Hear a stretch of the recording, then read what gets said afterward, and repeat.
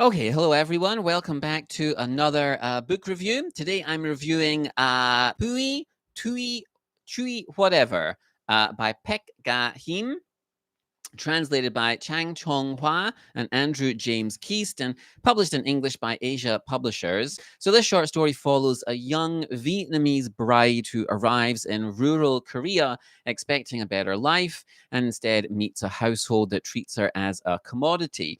And it asks what happens when fantasy, money, and power replace understanding. So, I will outline the story, explain how the story links violence to misguided dreams, and note what the translation and commentary add for readers who want that context. By the end, you'll hopefully know whether this belongs on your reading list and how to frame it for our discussion about international marriage brokers and rural isolation. So, hello everyone, I'm Barry. This is Seoul Book Club, and today we're reviewing this short story. So, it's another Asia Publishers book.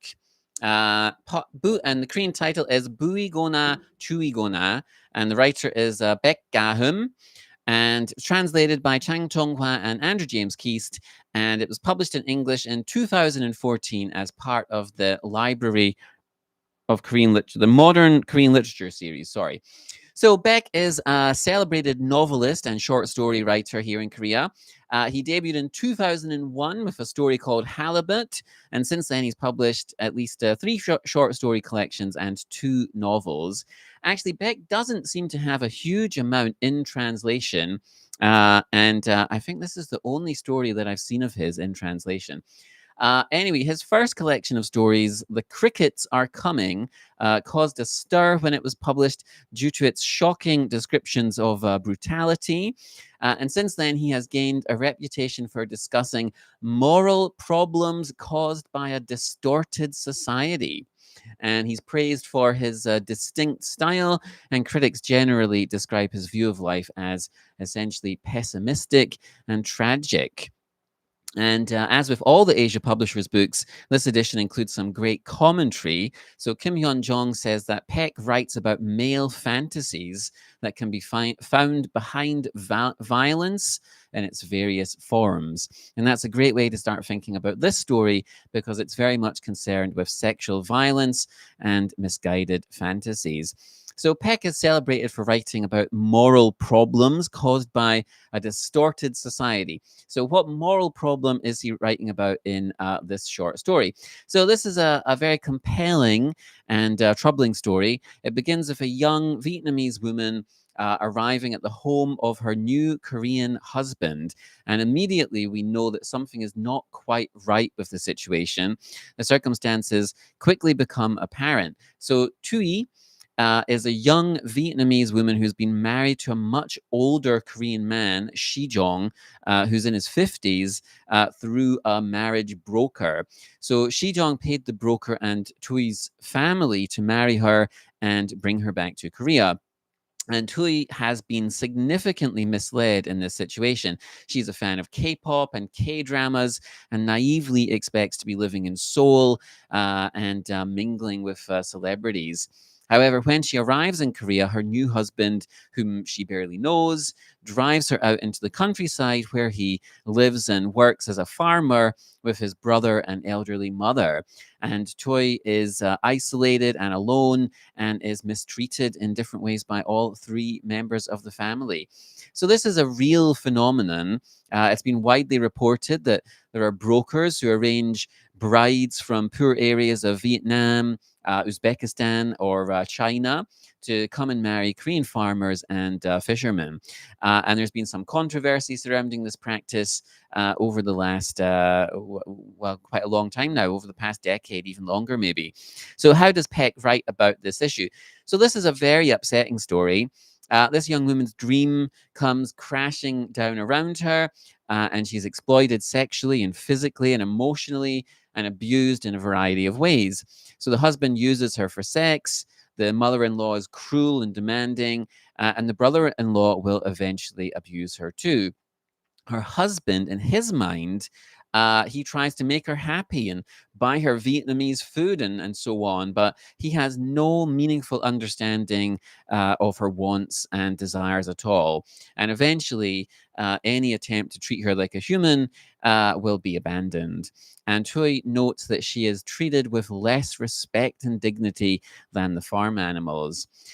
So, is the story purely a condemnation of this practice of buying brides? Does Peck make any attempt to understand why this happens?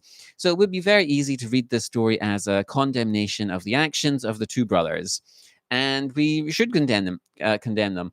So, they buy a young woman from a poor background who's lied to about the reality that she's going to, and then they abuse her in the most abhorrent manner. So they fully deserve to be condemned, and every sensible person would do so. However, Peck doesn't just write about Toy's tragic life, even though this is the main focus. The brothers too have a ridiculous dream. They've been sold this idea. They've been told that it's possible to purchase a wife. All you have to do is give this person some money and you can procure a wife. And this is just as much a ridiculous fantasy as the as Toy's fantasy of K-pop and K-dramas and so on. The older brother thinks securing a wife is as simple as buying something off a shelf, but of course, the reality is significantly different. So, does Peck try to address what could or should be done about this? So, there's a system behind all of this. There's reasons why it happens, and these are perhaps uncomfortable things to talk about. But Peck does a very good job of highlighting some of these unsettling issues in the story. So, Peck doesn't make any attempt to suggest a remedy. Or fix for this problem. Indeed, he just condemns the practice entirely in the story. And while the blame, not all of the blame, but I mean, a significant portion of blame lies with the brothers.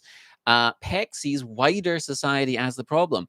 Relationships have been commercialized and turned into transactions, and capitalism, right? That's really at the root of the issue here, has even turned relationships into commodities and so on.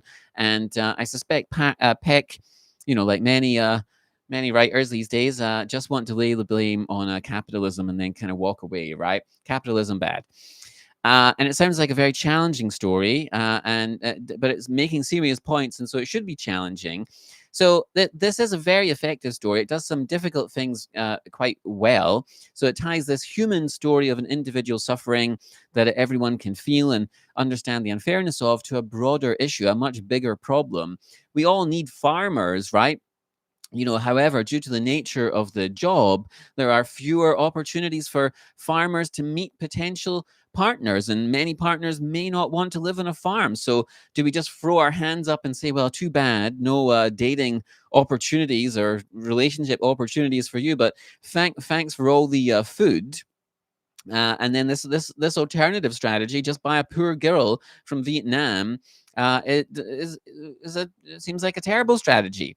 So this is a very thought-provoking story, and it contains some rather ugly truths. The brothers think it's okay to do what they do because they're deprived of dating and sex opportunities and have been for a long time. So, how do you resolve that situation, right? What do you do there?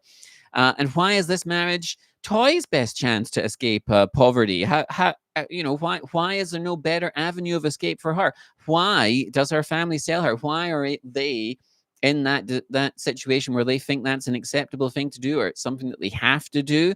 What are the bigger sort of economic issues and so on that bring that situation into existence, right? And so do these types of and perhaps maybe sometimes these marriages work out to the benefit of both parties. It's not impossible. There may even be quite happy versions of this story, right? If you go out to the countryside in Korea now, you'll see more and more Vietnamese restaurants, which are presumably opened by the partners of women that have became married through this type of situation. So anyway, ultimately, it's a very compelling story with no easy answers, but absolutely worth reading. And if this review was helpful or useful, please like the video and subscribe and all the rest of it. And tell me if you have any recommendations. And thanks as always for watching. Take care, and I'll see you in the next video.